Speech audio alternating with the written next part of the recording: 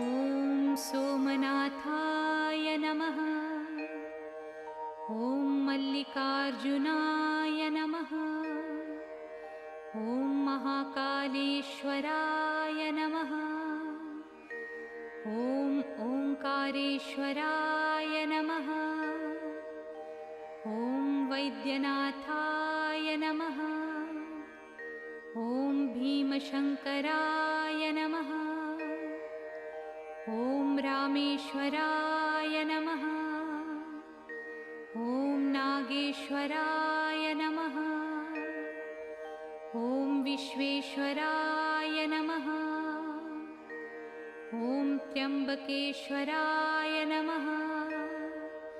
ॐ केदारेश्वराय नमः। ॐ भुस्मेश्वराय नमः।